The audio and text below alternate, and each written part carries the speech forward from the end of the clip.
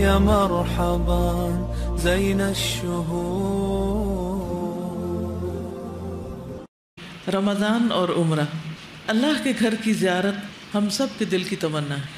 حج اور عمرے کے لیے ہر مومن کا دل تڑپتا ہے.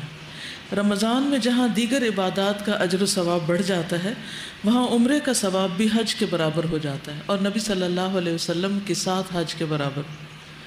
اس کی دلیل ہمیں درج ذیل احادیث سے ملتی ہے. حضرت ابن عباس سے روایت ہے کہ جب رسول اللہ صلی اللہ علیہ وسلم حجۃ الوداع سے واپس ہوئے تو آپ نے ام سنان انصاریہ سے دریافت فرمایا کہ تم حج کرنے کیوں نہیں گئی؟ انہوں نے عرض کیا، فلاں کے باب یعنی میرے خاوند کے پاس 2 اونٹ پانی پلانے کے تھے، ایک پر تو خود حج پہ چلے گئے اور دوسرا ہماری زمین سیراب کرتا تھا، تو اس لیے میں نہیں جا سکی. آپ نے فرمایا، رمضان میں عمرہ کرنا میرے ساتھ حج کے برابر ہے. ایک اور روایت میں آتا ہے کہ آپ صلی اللہ علیہ وسلم نے فرمایا، جب رمضان آئے تو عمرہ کر لینا، اس کا ثواب حج کے برابر ہے. ایک اور روایت میں آتا ہے، رمضان میں عمرہ کرنا میرے ساتھ حج کرنے کے مانند ہے. لیکن یہ یاد رہے کہ رمضان میں عمرہ کر کے حج کا فریضہ ساقط نہیں ہوتا، یعنی کوئی شخص یہ سمجھے کہ اس کا حج ہو گیا ہے، حج کا ثواب ملے گا، حج نہیں ہوگا. حج تو اپنے وقت پر ہی ہوتا ہے.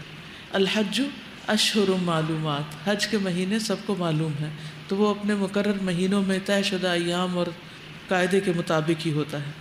اس سے بھی یہ پتہ چلتا ہے کہ بذات خود رمضان کا یہ مہینہ جس میں ہم سب ہیں، یہ کس قدر برکتوں والا مہینہ ہے کہ اس میں ہر نیک کام کا اجر بڑھ جاتا ہے، چاہے نماز ہو، روزہ ہو، عمرہ ہو، صدقہ خیرات ہو، قیام ہو، کوئی بھی نیک کام ہو. تو اس لیے ہر نیکی شوق سے کرنی چاہیے. روزہ رکھ کے اگر آپ تھک جائیں یا قیام کر کے تھک جائیں تو دل میں کوئی ملال نہیں آنا چاہیے، پھر بھی شکر ادا کرنا چاہیے کہ اللہ تعالیٰ نے ہمارے گناہوں کے کفارے کا کوئی موقع ہمیں عطا کیا ہے. یا مرحبا زین الشہور.